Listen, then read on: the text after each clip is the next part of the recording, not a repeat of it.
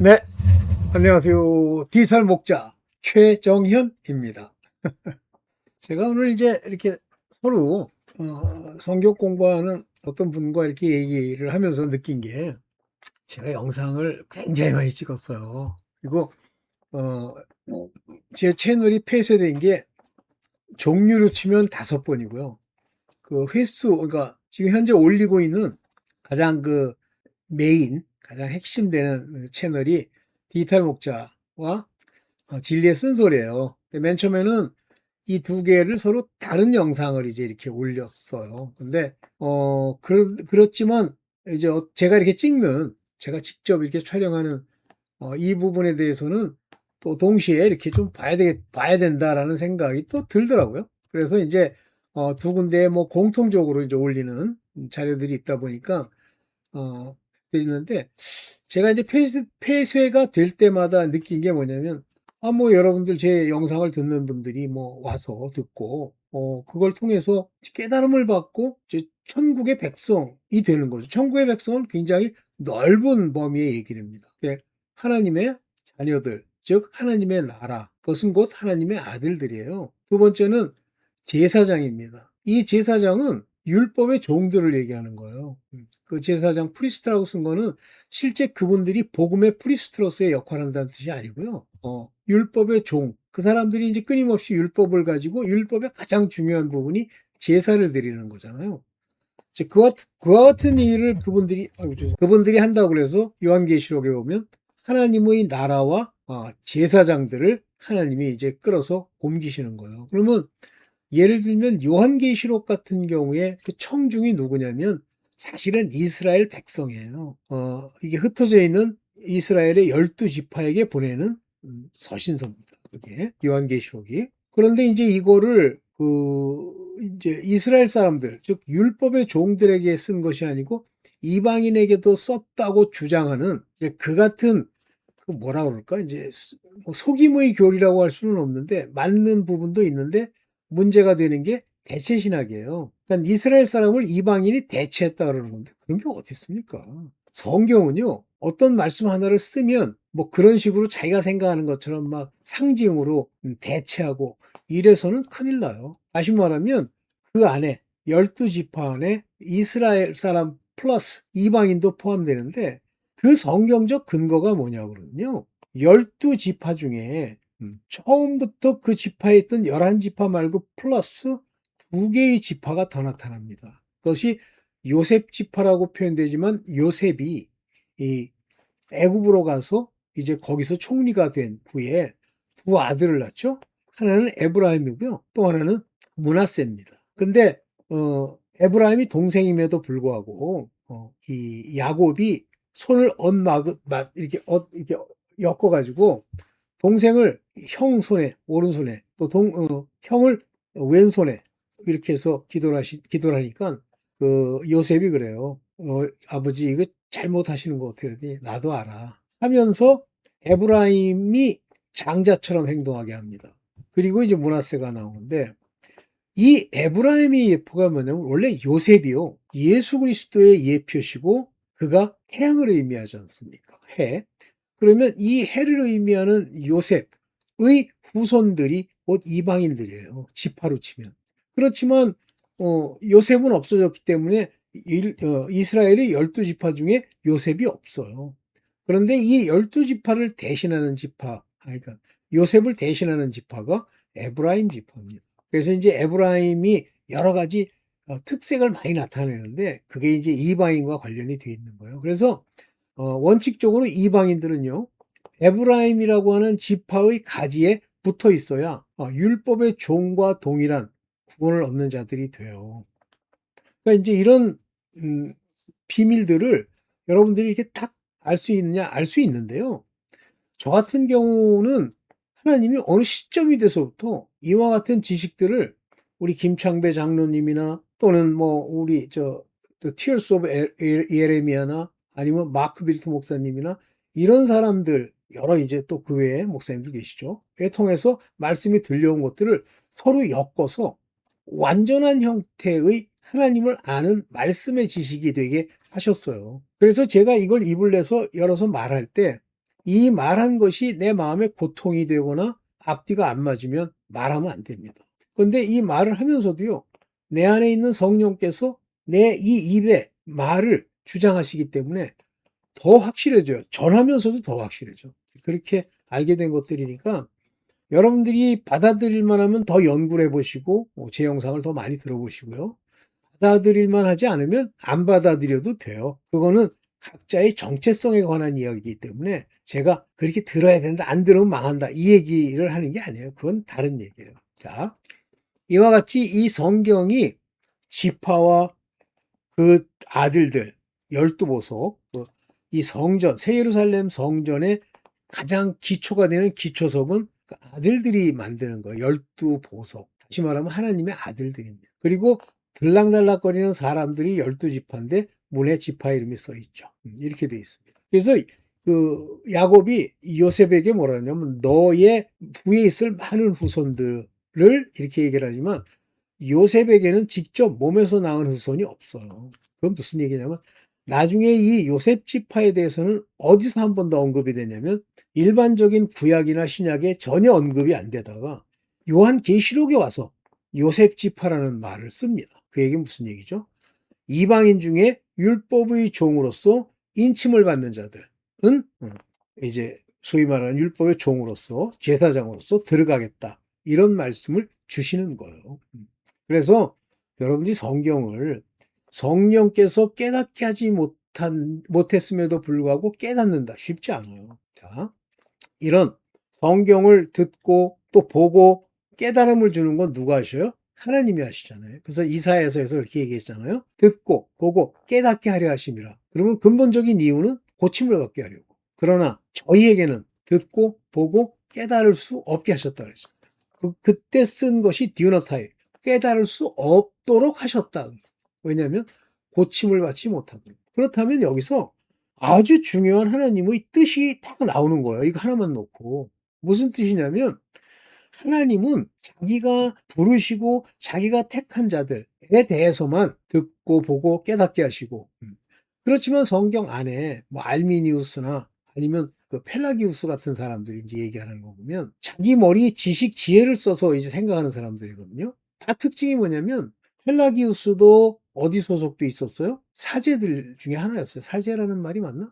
그런데 어거스틴은 사제가 아니고 하나님이 불러세운 하나님의 자녀급이에요. 근데 이 자녀의 하나님의 절대 주권을 주장하는 걸 반대하기 위해서 펠라기우스가 나타나가지고 시비를 걸죠. 뭐, 그건 나쁘게 얘기하면 시비고, 좋게 얘기하면 자기 나름대로의 의견을 제시하는 거예요. 그러나 나중에 펠라기우스는 점점 타락해서 이제 자기네들끼리 모여가지고 하나의 분파를 이루고 갔다가 죽었죠. 그러나 어쨌든, AD 100년, 그러니까 뭐, 캐톨릭이 나오기 전까지 어거스틴, 하나님의 주권, 이것을 주장하던 그쪽이 정식이고 나머지 이단이 됐죠. 나중에 이게 종교개혁 때까지 가는데요. 종교개혁 때는 칼빈이 이제 칼빈 신학교를 세웠어요. 그 칼빈 신학교의 학생으로서 온 알미니우스가 그 말을 듣고 자기 딴에 이제 성경을 연구를 하고 이제 공부를 한 거죠. 그랬더니 사람이 뭔가 해야 될 거라는 생각이 든 거예요. 여기에 이제 중요한 하나님의 뜻의 비밀이 있습니다. 하나님은요, 이 성경을 기록할 때 중간태도 있고 하나님의 뜻도 있고 쉘이라고 하는 미래 조동사도 쓰고 하지만 그 안에 아주 깊게 쫙 깔려 있는 건 모든 건 하나님이 하신다라고 하는 게 들어있는데 인간이 그걸 읽고 그 읽는 것만 가지고 아 하나님이 하시는군 이렇게 깨달을 수 없도록 비유 그 다음에 시제 이런 걸 가지고 숨기셨어요. 뭘 숨겼냐면 하나님의 주권과 하나님의 역사하시며 작정. 근데 이게 올데인이라는 단어를 썼는데 올데인은 뭐 천사들을 선택한 것처럼 선택했다는데 글로 썼다 그런 얘기랑도 일맥상통합니다. 즉 하나님의 모든 예정과 계획과 섭리와 작정은요 다 기록돼 있어요. 그러면 왜 성경에서 뭐 이렇게 해라 너희는 이걸 믿으면 안 된다. 이건 누구 얘기냐면요 12지파에 관한 이야기예요. 얘들이 하나님의 말씀하신 바를 가지고 아버지께로 가서 그 말씀을 마음에 두고 물러서 또 양식을 먹으면서 회개하고 하나님의 말씀으로 기도해서 서다. 그 앞에 택하심을 잇다 하면 되는데 이 부르심만 받은 자들이 여러 가지 형태의 일종의 안티크라이스트적 사고를 가지고 있잖아요. 다 특징이 뭐냐면 나라고 하는 걸 부인하지 않으려고 하는 거예요. 아니면 너를 부인해라. 너를 십자가에 못 박으라 그랬음에도 불구하고 그게 무엇인지를 모르고 깨달음이 없는 자들이 있죠. 이스라엘 백성의 상당수는요. 말로는 무슨 지파다 어쩌다 그러지만 그들은 자칭 유대인이요. 하나님의 정하신 유대인이 아니에요. 그래서 그런 유대인들이 나타나서 소위 사단의 교리를 가지고 해방하려는 자들이 나타나죠.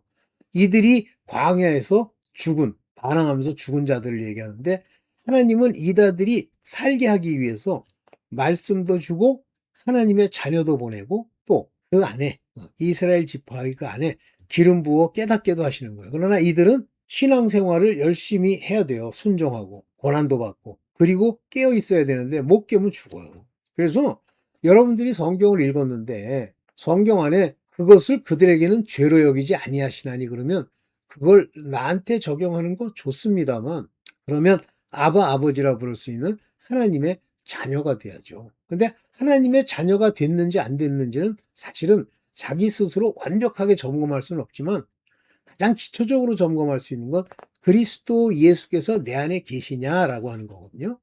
고린도후서 13장 5절입니다. 시험하고 검증하라. 그리스도 예수께서 내 안에 계신 줄을 알지 못하느냐. 그러면 예수 그리스도께서 소위 인격적 실체로서 우리 안에 들어와요? 그건 안 들어오세요. 그러면 성령으로 들어와 있는 건데 성령으로 그리스도의 영, 그분이 우리 안에 있다는 건 뭘 증명합니까? 뭘 가지고 알 수 있어요? 말씀을 깨닫는 걸 가지고 알 수 있어요. 여러분들이 말씀을 들었는데 뭐 첫째 뭐 나쁘게 얘기하면 안 들리는 거고 둘째는 그 안에 있고 싶지도 않고 셋째는 자꾸만 이 안티성 발언이 나오면 그건 예수 그리스도께서 우리 안에 계신 게 아닙니다. 그러면 그걸 뭐라고 고린도후서 13장 5절에 얘기하죠? 그는 버리운 자다 그러죠. 그러면 버리지 않은 자들은 이제 이 말씀을 듣고 자기가 잘 안 되더라도 가려고 하죠. 이때 그리스도의 영이라는 게 곧 말씀이고 그 말씀이 우리 안에서 빛처럼 비춰주시고 그게 능력이에요. 역사에서 내 마음을 변화시키죠. 그러면 첫째 변화의 가장 기본적인 여러분 마음에서 변화를 깨달을 수 있는 게 뭐라 그랬죠? 기쁨입니다. 평강입니다. 이 속 안에 기쁨과 평강이 기본적으로 놓여야 돼요. 그러면 이 기쁨과 평강은 어떻게 오는 거죠? 은혜로 오는 거예요. 하나님이 그냥 주시는 거예요. 그러면서 소망이 생기고 이 소망을 끝까지 잊어버리지 않겠어는 인내를 하고 고난을 다 절제를 하고 뭐 이런 과정을 거쳐서 가게 되죠. 그러니까 내가 내 자신을 아는 건 기본적으로는 평강을 보면 아는데 이상하게 그 말씀을 들으면 마음이 편안해져요. 근데 자꾸만 사람들은 이제 뭐 행위, 행동, 자기에게 온 이 세속의 물질 뭐 이런 걸 가지고 이제 평안을 누리려고 그러죠. 물질이 많으면 평안이 오는 사람도 있겠죠. 돈이 많으니까. 그렇지만 근본적인 평안, 그걸 지켜야 된다든가 또는 그걸 지키기 위해서 온갖 고난과 어려움이 온다든가 제가 전도서 얘기 드렸잖아요. 그런 것들이 오면 먹는 사람이 많고 그 다음에 낙을 누리지 못한다. 기쁨이거든요. 그러면 그거는 위험해요. 그래서 이와 같이 이런 정체성을 사실은 이제 알면서 성경의 내용들을 읽어야 되는데 성경이 뚜렷하게 요건 네 거야, 요건 제 거야, 요건 이 나쁜 놈들 거야 이렇게 쓰지를 않으세요. 오직 그 마음에 알 수 있는 사람들에게만 주어지게 돼 있죠. 멀어서 안 보여서 죄송합니다. 오케이. 그래서 죄송합니다. 네. 그게 비밀이에요. 그래서 성경을 읽을 때는 매번 누구에게 주시는 말씀인지를 내가 그 성경의 말씀을 가지고 내게 부딪혀오지 않으면 엉터리로 읽을 가능성이 많아요. 근데 엉터리로 초기엔 읽어도 돼요. 모르니까. 그렇지만 장성한 분량이 되면 그걸 통해서 선악 간에 분별할 줄 알고 판단할 줄도 알아야 돼요. 근데 그게 안 된다. 여기까지 하나님이 주신 말씀이다. 아니다를 모른다. 그러면 문제가 있는 거예요. 그렇지만 그걸로 끝이냐? 그렇지 않고 때가 있어요. 그래서 때를 따라 아름답게 하셨나니라고 할 때 그 때가 우리는 그냥 뭐 때, 절기, 시간 이렇게 얘기하면 카이로스 타임 중에 모아라는 히브리 말을 씁니다. 이 모아의 복수형이 모아딤이에요. 단수가 모아인데 절기, 때 이런 얘기인데 이 때는 하나님이 정하시는 때예요. 이스라엘에 7절기가 있죠. 그건 하나님이 정하신 거예요. 요것마다 전부 묘한 관계를 맺고 어떤 특성을 가지고 있죠. 그거예요. 그걸 여러분들이 알아야 됩니다. 때를 따라 아름답게 하셨다는 거 그런 얘기예요. 그러나 의인이라고 하더라도 뭐 율법적 의인이든 아니든 막 편안한 게 아니라고 그랬잖아요. 시험을 주신다고 그랬잖아요. 그럼요. 시험을 받게 돼 있어요. 왜 받죠? 우리가 제대로 안 서면 짐승과 다름이 없는 줄을 알게 하려고 하신다. 그 짐승이라는 게 뭐예요? 깨닫지 못하는 자들. 그래서 하나님이 계속 시험을 주고 그 무게를 달아보시는 거예요. 그러면 뭐 내가 이쯤 됐으니까 이제 시험도 없이 달아. 그건 안 됩니다. 인간이라는 건 끊임없이 교만과 고통과 그 흐름을 따라 가도록 되어 있기 때문에 그렇죠. 대개 이제 연세가 많이 드신 분들은 그와 같은 교만에서 벗어날 수 있는 지혜도 하나님이 많이 주시는데 물론 또 아닌 경우도 있습니다. 그렇지만 좀 젊을수록 자기의 주장이 강해지면서 교만해질 수가 있죠.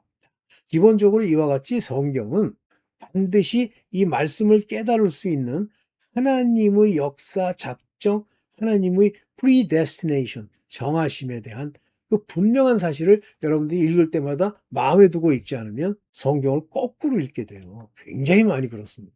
그러니까 성경 안에 보면 뭐 어떤 이야기들이 쓰여 있는데 그 얘기들을 본질적으로 못 깨닫는 건 자꾸만 그 속 안에 들어있는 predestination이나 하나님의 주권을 좀 밑으로 이렇게 깐다 그러나요? 그런 거. 제가 굉장히 존경하고 많이 들었던 우리 목사님이 계세요. 여자 목사님이신데 뭐 학문적으로도 굉장히 뛰어나신 분인데 요즘 최근에 그분의 설교를 들어보면 이해는 되는데 자꾸만 사람이 뭘 하면 된다라는 얘기를 많이 하세요. 맞습니다. 율법에 속한 자들은 자기가 가서 기도도 하고 열심도 내고 노력을 하고 뭐 이러는 걸 통해서 어느 정도 갈 수 있는데요. 그것도 아버지의 뜻대로 그렇게 해야 돼요. 내가 열심히 냈어. 내가 교회를 안 빠졌어. 내가 11조 모르겠어. 많이 내고 뭘 했어.